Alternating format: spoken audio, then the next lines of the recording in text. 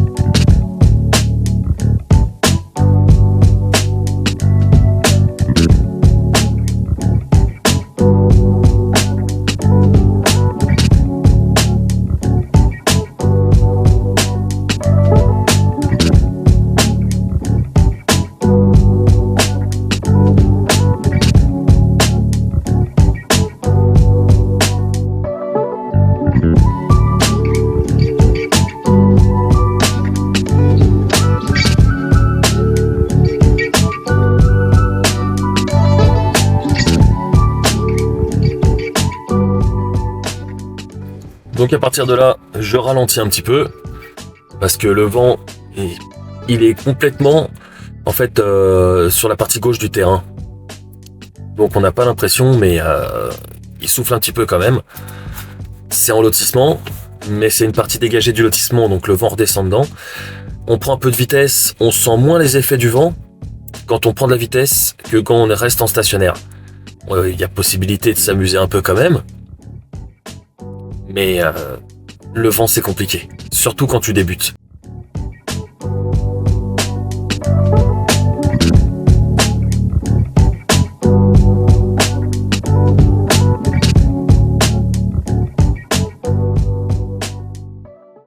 À partir de là, j'avais envie de passer quand même dans l'araignée, mais c'est assez compliqué. Donc je me suis dit que j'allais jouer un petit peu plus dans les jeux d'enfants.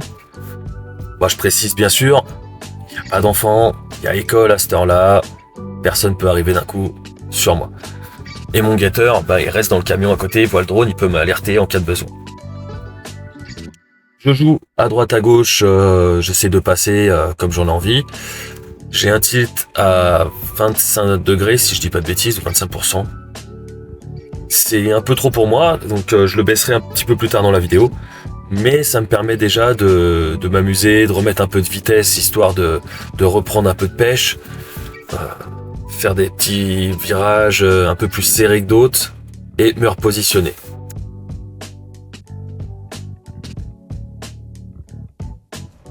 Et à partir de là, j'arrive tranquillement sur l'aire de jeu. Et il me vient une idée. Si je passais entre les deux bouts de bois et que je longeais en montant. Bonne idée ça, hein.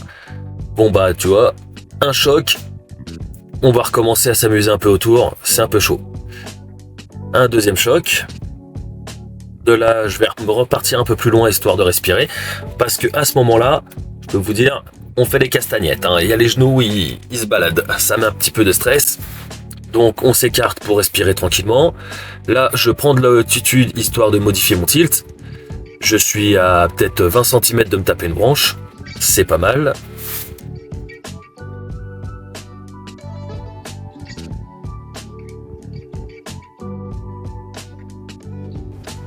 Bon, après avoir déjà touché 2 fois, on va quand même s'amuser un peu. On va réessayer. Histoire de dire que j'ai pas compris.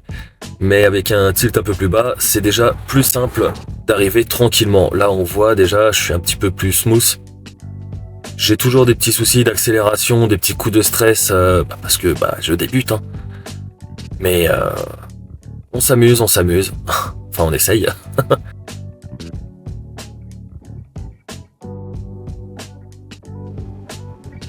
Et ici, un 3e contact. Un 4e avec le sol. C'est vrai que là, je lui ai fait voir un petit peu de toutes les couleurs, le pauvre. Et je me dis aussi, si je passais et que je faisais du toboggan. J'avais l'idée de descendre la rampe, mais voilà, je refais un 5e contact.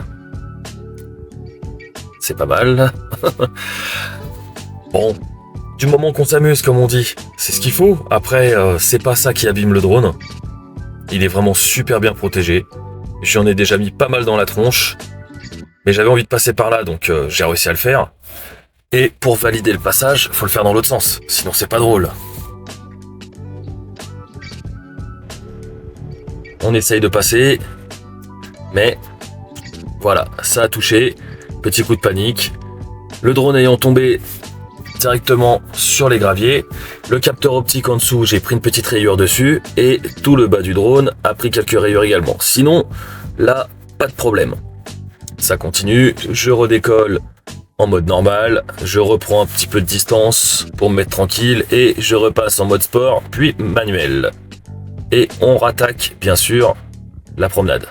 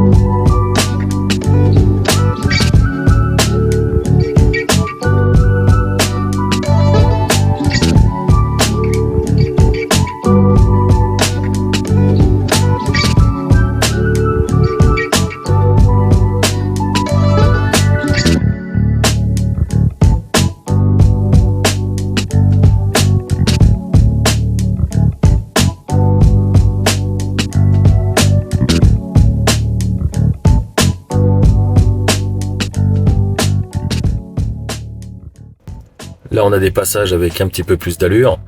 Ça, déjà, c'est beaucoup moins compliqué. Quand on a compris un peu le fonctionnement du drone, qu'on commence à avoir les mouvements communs entre la main droite et la main gauche, déjà, c'est pas si mal. Après, c'est les passages dans les tout petits endroits assez serrés. Là, c'est compliqué. Là, je retouche encore le sol. La fatigue se fait sentir. Je peux faire une batterie, après... je commence à avoir les yeux fatigués. Je me suis dit que j'allais passer par là, mais bon. Voilà, l'erreur fatale. Et de là, il se balade et il touche partout. Je me dis, c'est parti, on va pouvoir le relancer, il est bien posé, on est en manuel, donc on pète un coup de gaz normalement, et c'est reparti. Voilà. Mais il aurait mieux fallu que j'arrête avant, ça aurait été mieux. Ça m'aurait évité un jeu d'hélice. Voilà, là je suis à l'envers, et les hélices, elles ont frotté complètement sur le caillou. Le temps que j'aille le réflexe d'éteindre le moteur, il faut appuyer 2 fois sur le bouton pause qui est en haut à droite de la RC3. Et ben, je vais changer les 4 hélices. J'en ai de rechange avec le pack Flamer Combo, mais bon, le pépère, il a eu mal. Bon, du coup le voilà, mon pépère. Il a rien de cassé, juste ses hélices d'abîmées. Il y en a une qui est abîmée, on va changer les 4. On va recommander 4 de couleurs plus sympas, histoire qu'ils soient un peu plus visibles. Et ensuite, on va continuer de pouvoir s'amuser. Je vous remercie pour le visionnage.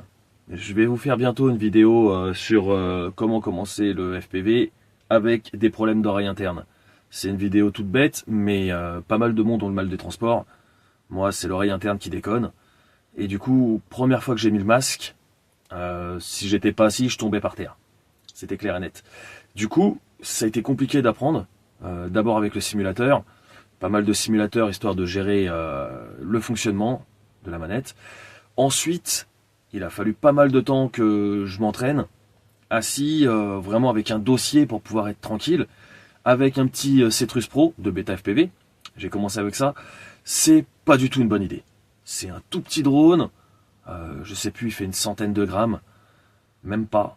Que je dise pas de bêtises. En 1S, c'est du brushless. Donc c'est un petit peu de pêche quand même. Mais faut se dire que c'est des mini lipos. Donc ça tient 2 minutes. Allez, 3 minutes si tout se passe bien. Des petites lipos comme ça. Ça fait même pas la taille de mon doigt. Et ça a changé. Donc toutes les 2 minutes, 2 minutes 30. On stresse beaucoup. La visibilité dans le masque est horrible. À 100 mètres, c'est perdu déjà. Donc j'étais dans un local fermé, avec des racks, des palettes. J'ai appris à gérer un petit peu comme ça, c'est déjà pas mal. Ensuite, quand j'ai pris l'Avata, c'est juste un bonheur.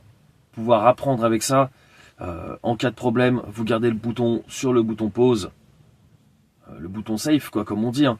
Vous le sentez pas, vous appuyez, le drone se stoppe direct. Vous êtes peinard. En mode normal, 60 km/h, 65 si je dis pas de bêtises. En FCC, on peut atteindre les 100 km/h, voire plus si on a le vent dans le dos. Ça fuse. Et surtout la portée qui est pas mal. Mais restez en mode normal au début, histoire de pas avoir trop de pêche d'apprendre. Tentez pas des trucs de fou, on reste stationnaire, on apprend déjà ça. Avancer, reculer, remettre stationnaire, contourner un arbre, ensuite faire des 8 pour pouvoir tourner à droite et à gauche. Parce que si on tourne toujours du même sens, on prend l'habitude de braquer que d'un sens. Et malheureusement, quand on doit tourner dans l'autre sens, c'est compliqué. Et de là après, on s'amuse à se faire des petits parcours. Et pour au final pouvoir passer dans des trous de souris, s'éclater quoi. Et ce qui est bien avec l'Avata, on peut faire du vidéo, on peut faire du FPV, on peut faire des photos. La qualité elle est pas ouf des photos, mais au moins on peut dire que c'est un bon petit couteau suisse qui est pas mal. Merci d'avoir regardé jusque là, un petit pouce bleu pour faire plaisir, ça prend 2 secondes et moi ça me fait un peu plus de vues. N'hésitez pas à vous abonner, la cloche pour les notifs et voilà. Je vais essayer de vous faire au moins une vidéo par semaine, que ça soit de Skullcrawler, de TP ou de drone. Des petites vidéos rapides, des petits passages en forêt, quelque chose de sympa au bord de mer. On peut faire un petit peu de tout avec ça. Et puis on va voir ce que ça va donner. Salut à vous!